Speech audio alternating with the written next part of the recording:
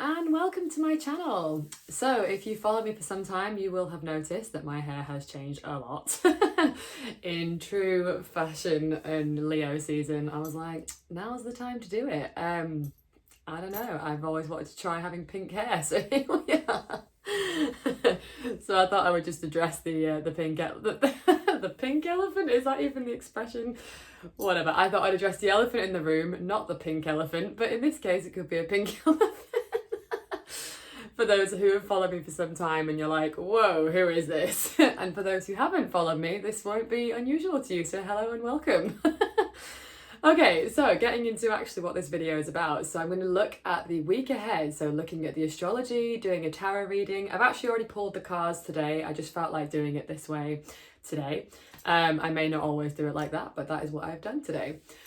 So starting with the astrology. So there's actually not an awful lot of transits going on this week. So I'm going to talk a little bit about more of the transits that we've already kind of had. So not things that are happening, but more that we're in. So for instance, we have Venus in Leo right now. We are in Leo season.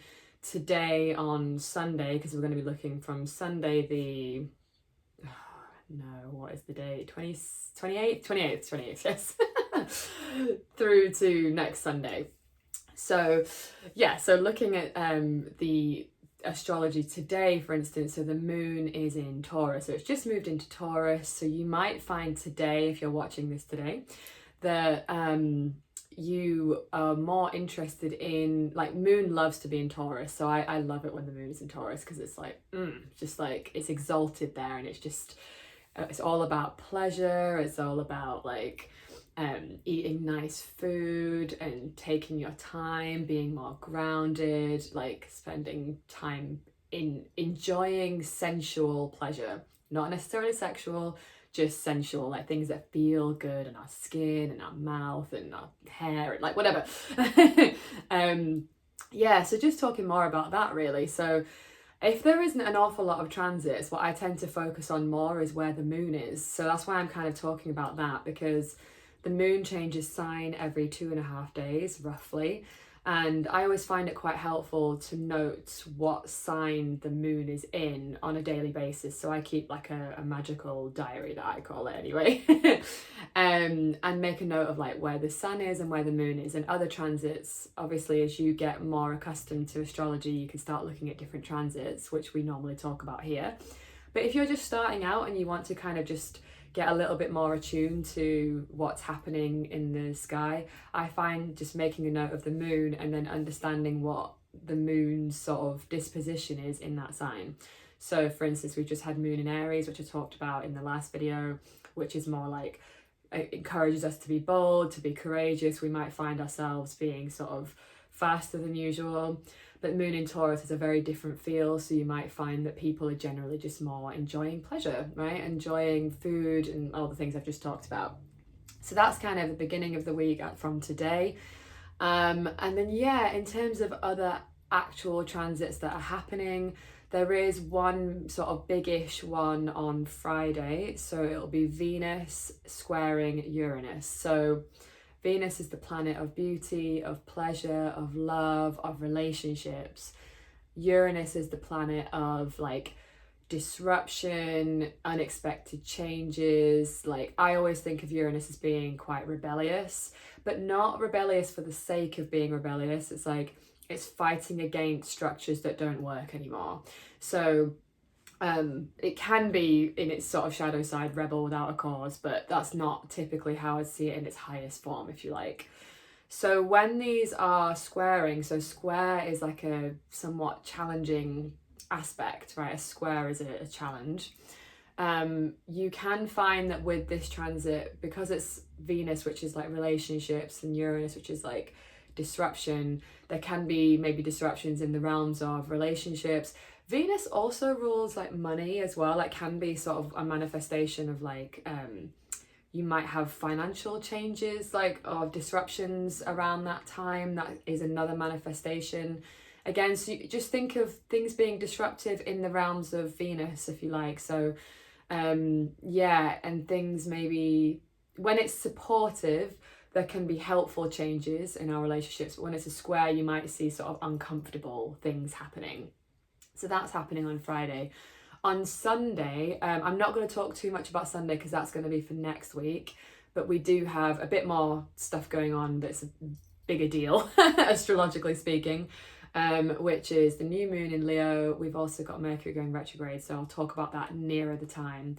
But other than that, there's, yeah, like I would take a note of the sign that the moon's in if you want to kind of follow the astrology. So yeah, when the moon moves into Gemini, that will encourage us to be a bit more chatty, a bit more communicative. You might see people talking, like having more ideas and discussions and that sort of thing. And like I say, as it goes through the week, that it will change again. Okay, so I've already pulled the cards, so I've kind of done it slightly different to how I usually do it. Not that different, but a little bit. So I've done the general energies for the week ahead, but looking at the beginning of the week, middle of the week, and end of the week. So the first card we have here is the Four of Swords, Truce.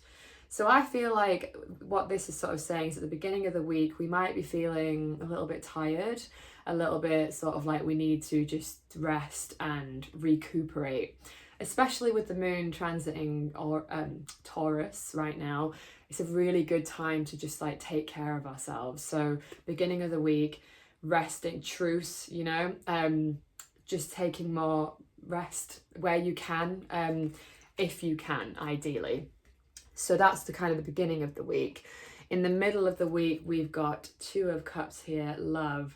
So an emphasis on our relationships. That can be one manifestation. So our like partnerships, creating more sort of like priorities around our relationships at this time.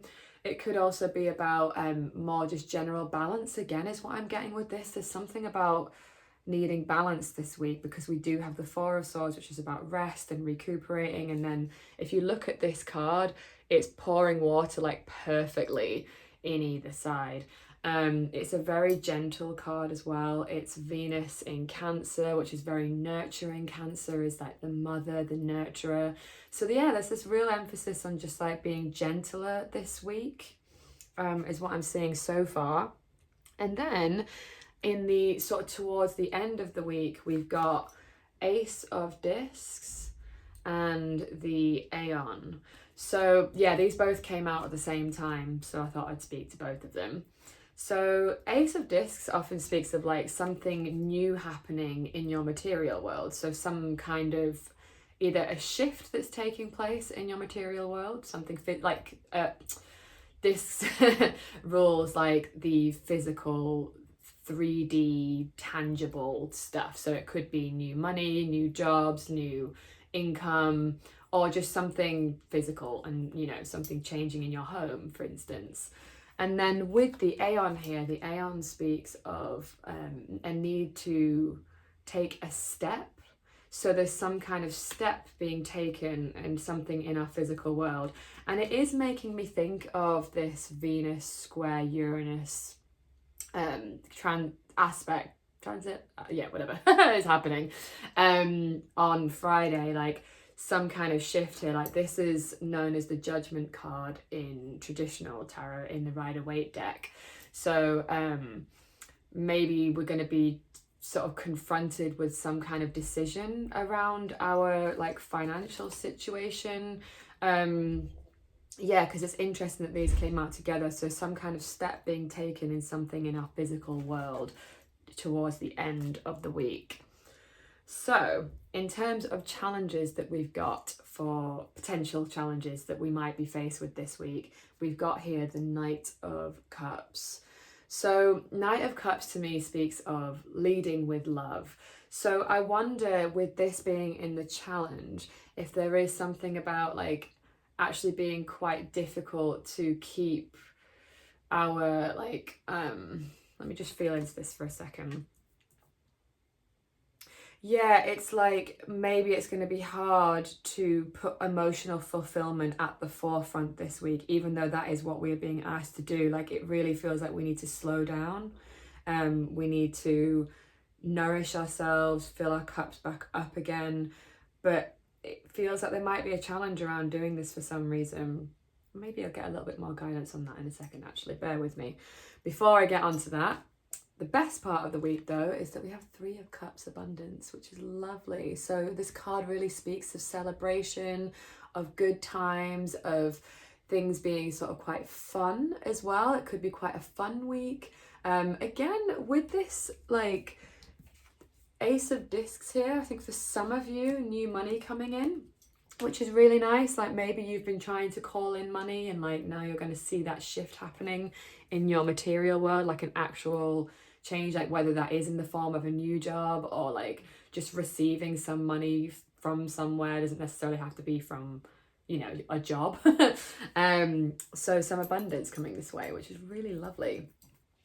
And then in terms of the guidance for the week ahead, we've got Ace of Wands. So 2 aces, actually. Ace of Wands speaks of like passion, of a new creative spark. So it feels like it's asking us to be quite creative this week, use our creative energy.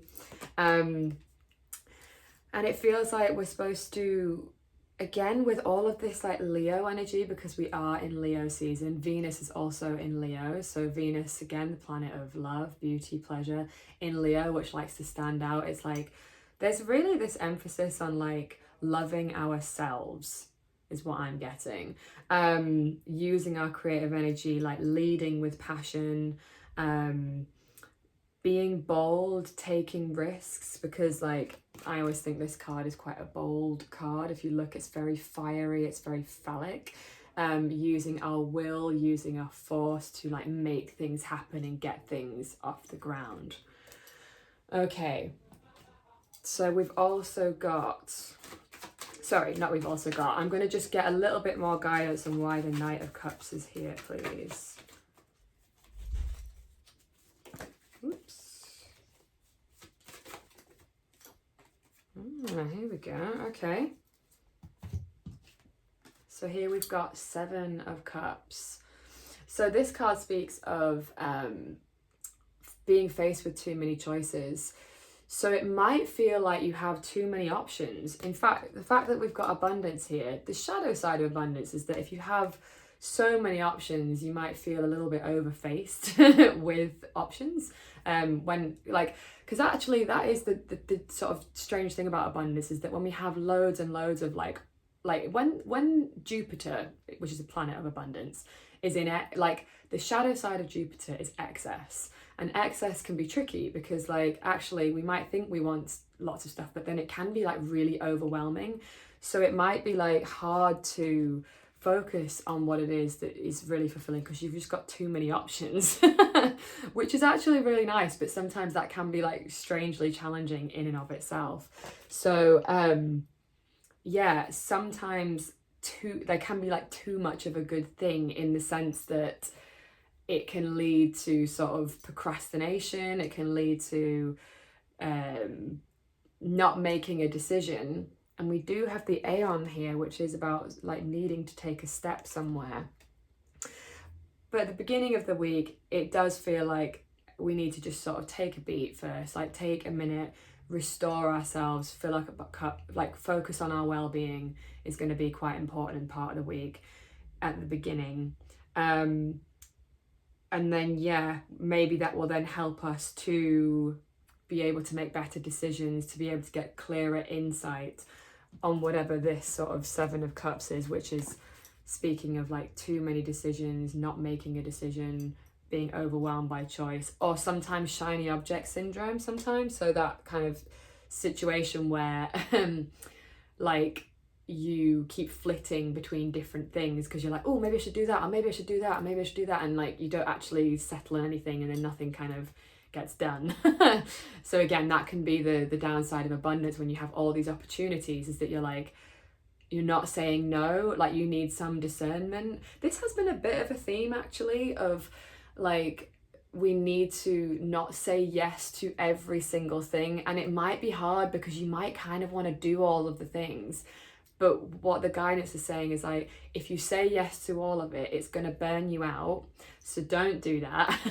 And choose like the things that you have the capacity for right now, even though there's all these opportunities. And maybe you might be feeling a little bit of like FOMO or something, like, oh, I don't want to say no because that's really fun, I want to do that, but it's actually like really exhausting us because we do have the Four of Swords here. Like there is a feeling of exhaustion here, of maybe just saying yes to too many things, and we are being asked to say no, to prioritize and get back into balance again, and focus on what really truly lights us up, what's actually really important, and like not doing all of it.